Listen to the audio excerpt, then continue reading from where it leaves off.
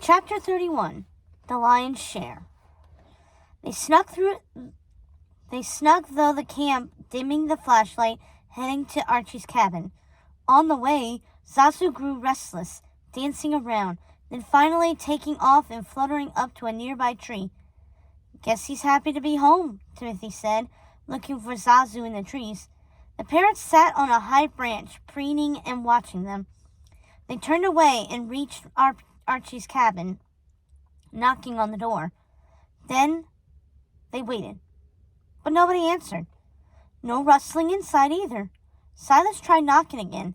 Then he lowered his head. "Where is he?" he whispered. The cabin lights were out, but surely the knocking would wake him up. They peered through the window, but his cabin was empty. He was gone. "That's strange," Natasha whispered back. "Where would he go this late at night?" "Over there," Timothy said. He pointed to the groundskeeper's shed, which loomed behind the cabin. A dim light glowed from inside, and the door was cracked open slightly. "Maybe he couldn't sleep," Silas said, brightening at the thought of someone they could trust, and decided to get a head start on work. "That makes sense," Natasha agreed. "He's always working on all sorts of projects." They headed over to the shed, crossing behind the cabin. When they reached the door, Silas rapped on it with a staff, and then it creaked open.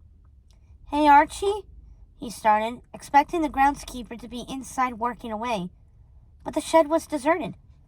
"Where could he be?" Natasha asked. "It's not like him to leave the light on like that." "Do you think Scar got him?" Timothy asked. "Or maybe the hyenas?" "Only one way to find out," Silas said, trying to sound brave but failing miserably. His voice shook with fear. "Hurry, maybe there's a clue to where he went." Silas left the staff and his backpack by the entrance as they stepped inside. A bare bulb hung from the ceiling, illuminating the large workspace.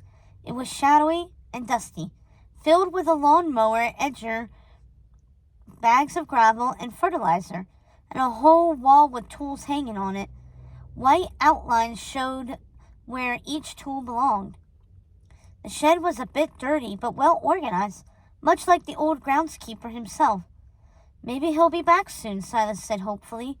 They continued inside and started looking around. Maybe there'd be a clue as to where he went. Timothy pointed at the back wall, where all the tools were hanging on a board. "Look, over there." They followed his gesture, the spot where the saw would hang with the other tools. It was empty. Only the outline remained. Silas ran his fingers over it, realizing it matched the shape of the rusty saw they found hidden by the bridge. Exactly. His eyes widened as his heart raced faster, and then he spotted something else. "Look. Feathers." He gulped, pointing under the workbench. The trail led away from it. They followed the feathers, discovered something covered with a dirty sheet shoved in the corner.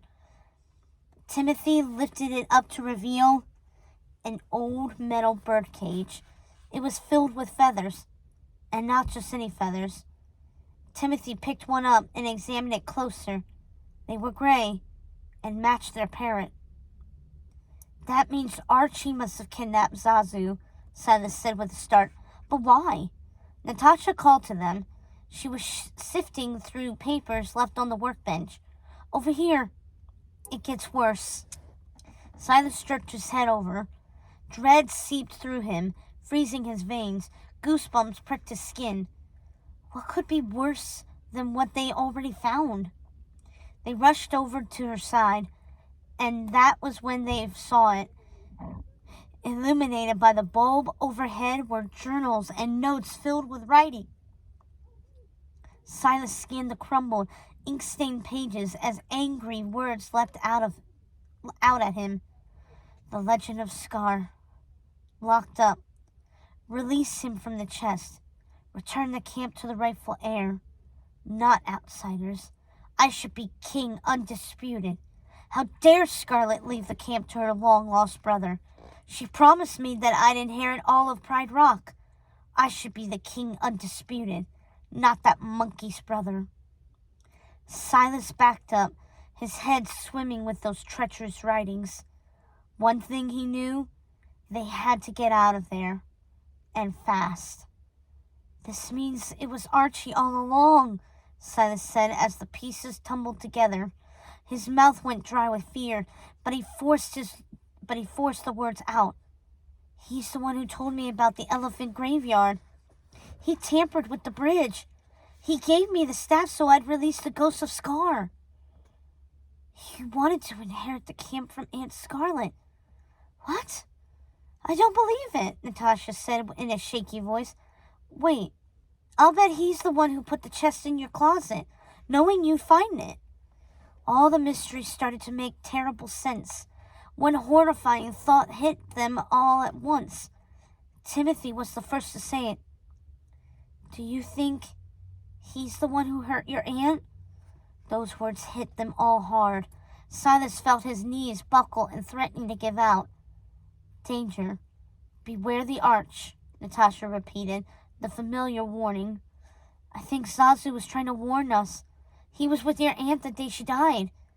That means Zazu witnessed everything. Silas met her gaze. You're right. Zazu didn't mean arch as in the arch by the bridge. He meant arch as in Archie. He was trying to warn us this whole time. A dark shadow stretched into the shed, and a furious voice hissed out at them. And you brats should have listened.